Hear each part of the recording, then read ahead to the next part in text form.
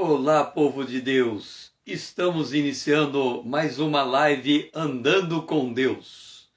Uma continuação da live de ontem, quando nós te colocamos como foco o mundo de Enoque. Nós fizemos uma imersão no ambiente em que Enoque viveu e como é que ele conseguiu chegar ao entendimento de que ele podia andar com Deus. Fazendo uma rápida recapitulação daquilo que mostramos na última live, nós temos aqui um diagrama de como devemos andar com Deus. Jesus disse que nós devemos buscar em primeiro lugar o reino de Deus e a sua justiça, e todas as coisas nos serão acrescentadas. Se nós colocarmos num gráfico, nós vamos observar o seguinte. Nesse gráfico, nós temos aqui um homem aos pés da cruz. Então, nós temos aqui o homem e temos aqui a cruz. Aliás, o homem e a cruz. Ok? Este homem está na frente da cruz, representando que ele ouviu o evangelho, creu no seu coração e confessou com sua boca, se tornando justificado em Cristo Jesus, regenerado pelo Espírito Santo e templo do Espírito Santo. Esse indivíduo que está nesta condição, ele tem um alvo. O alvo dele é Cristo, a soberana vocação. O apóstolo Paulo fala desse alvo em Filipenses, capítulo 3, o verso 14 em diante, quando ele diz que ele, esquecendo as coisas que para trás ficam, ele avança para aquelas que estão diante dele. Prossigo para o alvo, para o prêmio da soberana vocação de Deus em Cristo Jesus.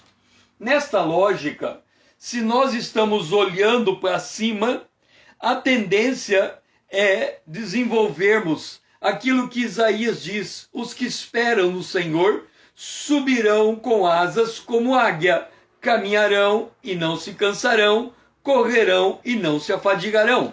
Então, quem está em Cristo Jesus, ele tem uma crescente. E esse espaço, esse triângulo que sobra de baixo, é aquilo que Jesus disse: todas as outras coisas vos serão acrescentadas. O que nós temos que entender é que quem anda com Deus adiante do tempo. Ele anda com Deus e o tempo passa na vida dele. Eu tenho dito que aquele que nasceu de novo, aquele que está em Cristo Jesus, o tempo agora é o seu amigo. Por que que o tempo se torna amigo do cristão? Porque ele não está mais limitado à morte.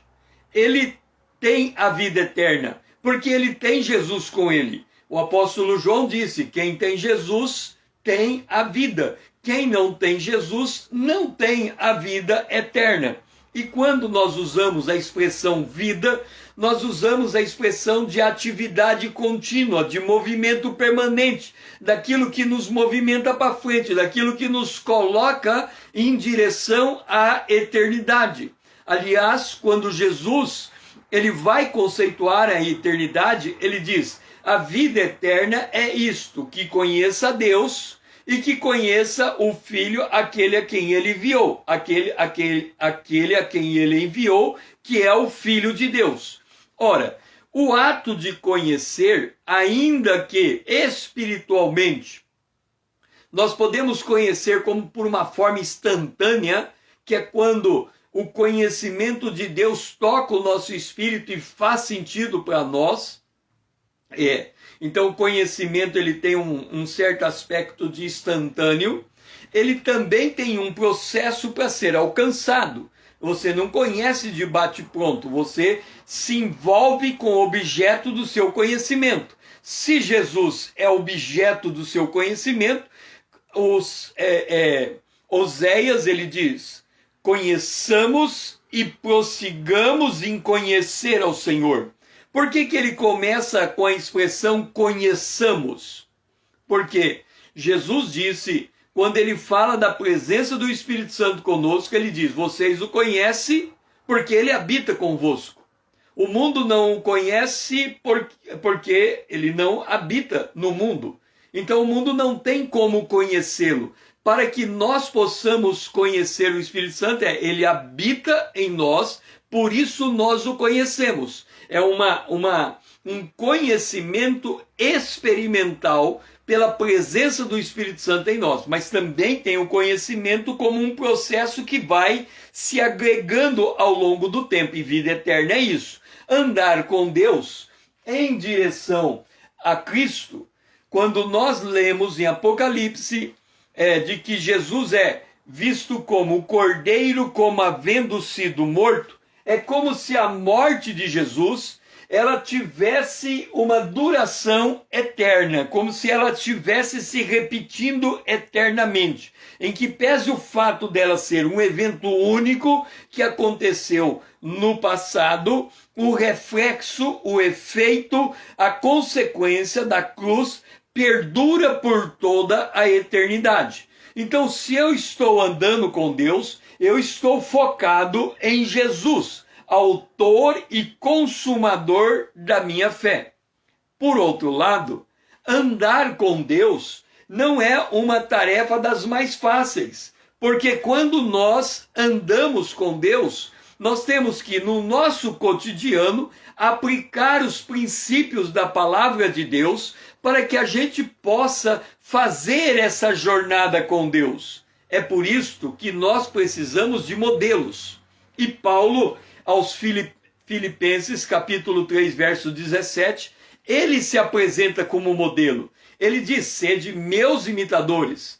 Como em outro lugar ele diz, como eu sou de Cristo. Então Paulo fez uma imersão em Cristo, ele aprendeu a andar com Deus, e aí como ele consegue esta habilidade, essa capacidade, essa condição, ele pode instruir aqueles que lhe acompanham a andar com Deus. A grande dificuldade que nós temos para andar com Deus é que nos falta referenciais. Falta encontrar pessoas que andam com Deus. O que é andar com Deus? Nós vemos que Enoque andou com Deus, e nós estamos fazendo uma imersão no mundo de Enoque. Mas logo depois, nós encontramos uma referência que Noé andou com Deus.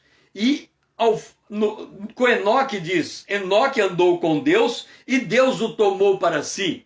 Não é acrescentado nenhum adjetivo a Enoque, senão no livro aos Hebreus, que coloca que Deus se agradou de Enoque, por isso ele o transladou, ou seja, retirou vivo da terra e levou para o céu. Enoque é um dos dois personagens bíblicos que não passou pela morte. Um foi Enoque, o outro foi Elias. Então Enoque foi transladado, ele agradou a Deus. Mas logo na sequência do texto nós encontramos Noé, e ali é adjetivado, Noé era um homem justo e íntegro. Por certo, à medida que ele foi andando com Deus, ele foi adquirindo robustez nessa sua justiça, né? No ser justo e na sua integridade. Então, ser justo e ser íntegro demanda experiência, demanda sabedoria, demanda conhecimento de Deus, porque nós temos que tomar decisões. Mas o que é andar com Deus? Eu também, na última live, eu fiz uma demonstração de que desde o momento em que nós recebemos Jesus como nosso Senhor e Salvador, Deus anda conosco ininterruptamente. Ele habita em nós. Paulo fala à igreja de Corinto, será que você não sabe que você é templo do Espírito Santo? O apóstolo João diz, quem não tem o Filho não tem a vida eterna. Então quem tem o Filho ele tem a vida eterna, ele tem o Espírito Santo. Portanto, a pessoa que nasceu de novo, Deus está andando com ela em todo o tempo. E nós colocamos o Salmo 23, porque o Salmo 23 diz: o Senhor me guia por pastos verdejantes e águas tranquilas, mas se eu andar pelo vale da sombra da morte, o Senhor está comigo. Quer dizer, mesmo que eu não ande como eu quero, ou como Deus quer, e eu ande como eu quero, o Senhor não me abandona. Esta é a ideia de que todo cristão, Deus anda com ele. Agora, a pergunta que temos que nos fazer é: porventura nós andamos com Deus? O que é então andar com Deus? Andar com Deus é um estado consciente da presença de Deus em todos os aspectos da vida. E quando você está tomando as suas decisões, enfrentando as batalhas da vida, quando você está empreendendo algo, você sabe que Deus está com você, andando com você, instruindo você, liderando você. O apóstolo Paulo, aos Gálatas, no capítulo 5, ele diz que nós temos que andar no Espírito e com isso vamos mortificar as concupiscências da carne. Portanto, para eu mortificar a minha carne, eu tenho que andar debaixo da liderança do Espírito. E andar debaixo da liderança do Espírito demanda necessariamente que eu tenha consciência do que eu estou fazendo. Por isso, andar com Deus é um estado consciente. Agora, por que nós usamos a consciência como parâmetro para dizer que quem anda com Deus anda em estado consciente? Entenda bem, nós somos formados por espírito, por alma e por corpo. Quando nascemos de novo, Deus nos dá um novo espírito e nós continuamos com a nossa alma. Tanto no grego quanto no hebraico, a palavra alma e espírito, muitas vezes, ela se torna quase que intercambiáveis. Nós podemos dizer, para ilustrar por que elas se tornam quase que intercambiáveis, se nós pegarmos água de duas fontes, dois copos aqui